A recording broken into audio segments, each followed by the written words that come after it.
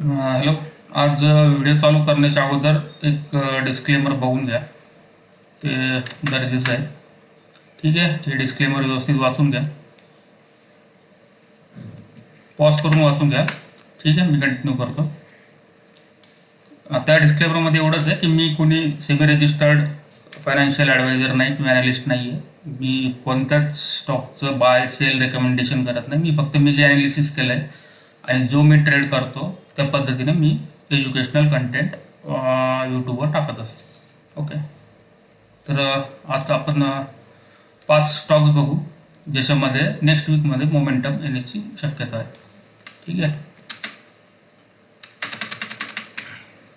तर हे सगळे मी इंडिकेटर, आता हा माझा सेटअप आहे ट्रेडिंगचा. हे सगळे इंडिकेटर मी लावलेत. तर हे सगळे इंडिकेटर आणि त्याचा काय मिनिंग होतो हे माझ्या चॅनलवरती मी बघा किंवा 1-2 बऱ्याचशा 5-6 स्ट्रॅटर्जी टाकल्यात, त्या बघून घ्या. म्हणजे तुम्हाला जो मी सेटअप केला आहे तो सेटअप हा का केला आहे, प्रत्येक इंडिकेटरचा काय अर्थ होतो आणि आपण हे सेटिंगमध्ये काय चेंज करतो, काय बघतोय, हे सगळं कळत.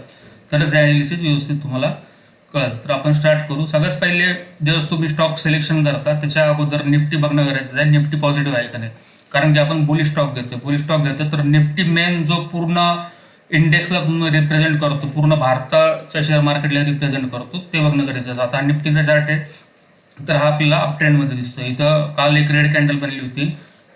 निफ्टी 0.38% खाली होता, म्हणजे थोडासा खाली आला होता. ठीक आहे, जर निफ्टी सोमवारी ह्या जिथून ओपन झाला त्या पॉईंटच्या वरती जर ट्रेड करायला चालू झाला किंवा ह्या बिटवीन जर ओपन झाला तर आपण हे पुढचे ट्रेड घेऊ शकतो. जर निफ्टी जास्त गॅप डाऊन ओपन झाला तर हे पुढचे कोणतंच ट्रेड घेण्यामध्ये काही अर्थ नाही. एक एक आपण स्टॉक चेक करू. आता पहिलं आहे ग्रासिम इंडस्ट्रीज. ग्रासिम इंडस्ट्रीज जर बघितलं तुम्ही तर हा डेलीचा चार्ट आहे. डेलीचा चार्टवर जर बघितलं, हा एक लॉंग टर्मवरती इथं ह्या लेवलला तो कंटिन्युअस रेजिस्टन्स देतो. बरोबर, आता ही लेवल मी मार्क करतो. कोणतं पण इंडिकेटर बघण्याच्या अगोदर त्याचे प्राइस ॲक्शन बघून घ्या.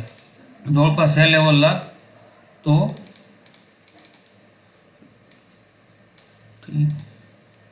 त्या लेवलला तो रेजिस्टन्स घेतो आणि खाली येतो. आता तो बरोबर त्या रेजिस्टन्स लेवलला आलेला आहे, तर इथून ब्रेकआउट करण्याची जास्त चान्स आहे.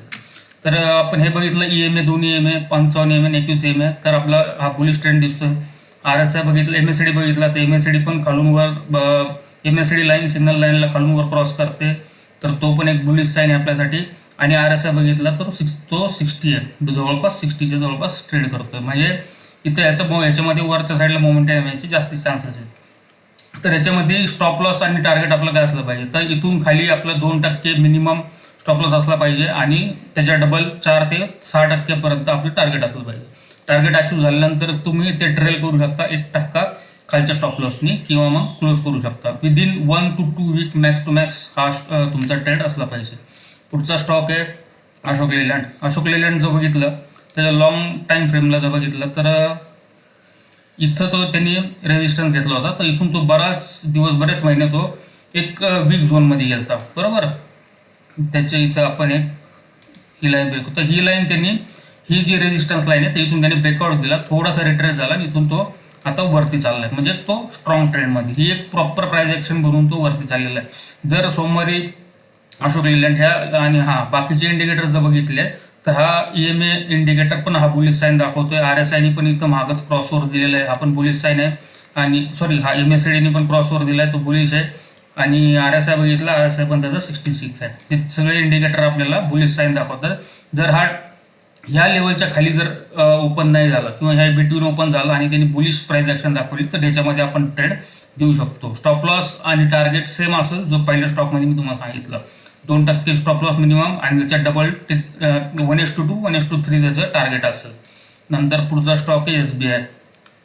SBI जर बघितलं तो पण एक लॉंग टाईम फ्रेमच्या इथं रेजिस्टन्सवरती उभा आहे. इथं मी ट्रेंड लाईन जर बघितली तर जवळपास ह्या लेवलला. बरोबर, तो अजून थोडासा लांब आहे, पण त्याच्यामध्ये ही शुक्रवारची कालची कॅन्डल बघितली तर एक स्ट्रॉंग कॅन्डल बनली होती ती.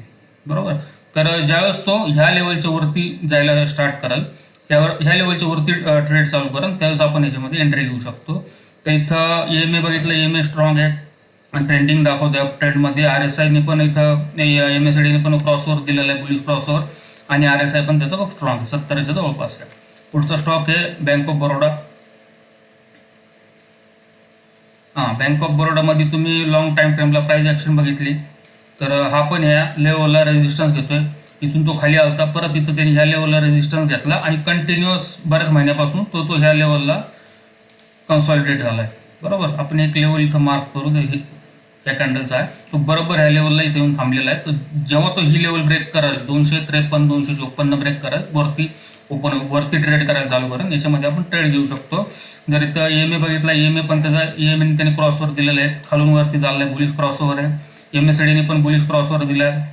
RSI पण त्याचा 62च्या जवळपास आहे. ठीक आहे, हे सगळे इंडिकेटर मी मागच्या व्हिडिओमध्ये व्यवस्थित एक्सप्लेन केले आहेत, ते सगळे बघून घ्या. त्याची सेटिंग काय असते काय नसते, का बरं आपण ती सेटिंग ठेवतो, त्यासाठी हे सगळं पाठीमागचे व्हिडिओ बघून घ्या. मी असे व्हिडिओ प्रत्येक आठवड्यात टाकत जाईल, तर तुम्हाला व्यवस्थित लक्षात येईल. शेवटचा आपला स्टॉक आहे इटर्नल लिमिटेड. इटर्नल म्हणजे झोमॅटो, त्याचं नाव चेंज झालंय. तर तो पण एक लॉंग टाईम फ्रेमसाठी डाऊन ट्रेंडमध्ये होता. तर तो त्यांनी इथं एक रेजिस्टन्स लाईन ड्रॉ केली. तर इथं त्यांनी रेजिस्टन्स ब्रेक करून वरच्या साईडला मोमेंटम चालू केलेलं आहे आणि तो हायर करून वरच्या साईडला चालला आहे. आता इथं कालची त्याची कॅन्डल बघितली, एक पॉज घेतला आहे, डोजी टाईप कॅन्डल आहे. ज्यावेळेस तो ही लेवल ह्या लेवलच्या वरती म्हणजे 340च्या वरती ट्रेड करायला चालू करेल, त्यावेळेस आपण त्याच्यामध्ये एंट्री घेऊ शकतो. इंडिकेटर बघितले तर EMA पण बुलिश साईन दाखवतोय, RSI मध्ये MACD मध्ये पण क्रॉस ओव्हर आहे आणि RSI पण त्याचा स्ट्रॉंग. तर हे 5 स्टॉक होते. तर हे 5 स्टॉक फक्त एज्युकेशनल पर्पज आहे, तुम्ही पेपर ट्रेडिंग करू शकता. जर तुम्हाला खरा ट्रेड घ्यायचा असेल तर तुमचा फायनान्शियल ॲडवायझर असेल त्याच्याशी कन्सल्ट करा. मी फुल टाईम ट्रेडर नाही, मी पार्ट टाईम ट्रेडर आहे. मी एक कंपनीमध्ये साधा वर्कर आहे, त्याच्यामुळे जो काही तुमचा डिसिजन आहे तुमच्या फायनान्शियल ॲडवायझरशी कन्सल्ट करा. आणि हे ॲनालिसिस जर समजून घ्यायचं असेल तर मागचे व्हिडिओ माझे पूर्ण बघा, लाईक करा, कमेंट करा आणि सबस्क्राईब करा, म्हणजे दर आठवड्याला तुम्हाला माझं ॲनालिसिस कळेल. Okay, thank you.